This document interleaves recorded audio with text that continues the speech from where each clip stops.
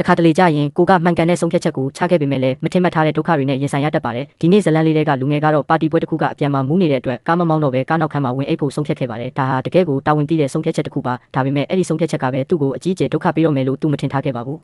သူကားနောက်ခန်းမှာကောင်းကောင်းကြီးအိမ်မောကြနေတော့ရဲရရှိတယောက်ရောက်လာပြီးဓမီနဲ့ထိုးကသူ့ကိုနှိုးပါတော့တယ်မင်းတောက်ပြီးကားမောင်းနေတာလားဆိုတဲ့အမေးကိုလူငယ်ကခေါင်းကက်ရက်သားနဲ့ပြန်ဖြေခဲ့ပါတယ်မဟုတ်ပါဘူးအရာရှိကျွန်တော်မူးနေတာတော့မှန်ပါတယ်ဒါပေမဲ့ကားကိုတလန်းမှမမောင်းရသေးပါဘူးအမှုပြေမှမောင်းဖို့ကားနောက်ခန်းမှာဝင်အိပ်နေတာပါလို့အမှန်အတိုင်းပြောပြခဲ့ပါတယ်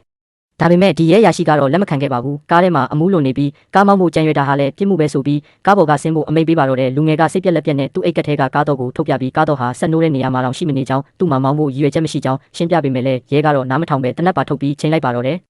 နောက်ဆုံးမှာတော့သူဟာပါတီပွဲကတငယ်ချင်းတွေရဲ့ရှေ့မှာတင်လက်ထိတ်ခတ်ဖမ်းဆီးခြင်းကိုခံလိုက်ရပြီးရဲကားပေါ်အဓမ္မအတင်ခံလိုက်ရပါတယ်သူတငယ်ချင်းတွေကလည်းသူ့ကိုတကယ်တောက်စားမောင်းနေတဲ့ရာဇဝတ်ကောင်တယောက်လိုကြည်ကြံရခဲ့ပါတော့တယ်သုံးပတ်ကြာမှာတော့သူတရားရုံးကိုရောက်လာခဲ့ပါတယ်တရားသူကြီးကသူ့ကိုမင်းထောင်ဒဏ်18လကြာခံရနိုင်တယ်လို့ပြောတဲ့အချိန်မှာဖမ်းခဲ့တဲ့ရဲရရှိကတော့ဘေးကနေပြုံးစီစီနဲ့စောင့်ကြည့်နေခဲ့ပါတယ်ဒါပေမဲ့လူငယ်ကတော့အရှုံးမပေးပဲသူ့မှာကားမောင်းမှုရည်ရွယ်ချက်လုံးဝမရှိကြောင်းတော့ကအိတ်ကက်ထဲမှာပဲရှိကြောင်းအမှန်တိုင်းပြန်လည်ခြေပတ်ခဲ့ပါတယ်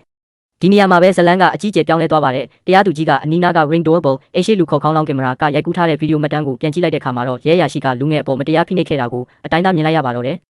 တရားသူကြီးကဒေါသတကြီးနဲ့မင်းကကားမမောင်းပဲအိတ်နေတဲ့လူကိုတနက်နဲ့ချိန်ခဲ့တာလားလို့ရဲကိုစစ်မေးတဲ့အခါရဲရရှိခမမျက်နှာတစ်ပြင်လုံးဖြူဖြော်သွားပြီးဘာမှပြန်မပြောနိုင်တော့ပါဘူးနောက်ဆုံးမှာတော့တရားသူကြီးကအမှုကိုပလက်လိုက်တဲ့အပြင်ဒီရဲရရှိကိုယ်တိုင်မှလည်းအရင်ကတောက်စားမောင်းနေမှုတွေးရဇဝင်ရှိနေတာကိုဖွင့်ချလိုက်ပါတော့တယ်ဇလန်အဆုံးမှာတော့လူငယ်လေးဟာသူ့ရဲ့ကားတော်လေးကိုလှည့်ပတ်ရင်းရဲရရှိကိုလှောင်ရဲကတရားရုံးကနေအောင်နိုင်သူအဖြစ်ပျော်ပျော်ရွှင်ရွှင်ထွက်ခွာသွားနိုင်ခဲ့ပါတယ်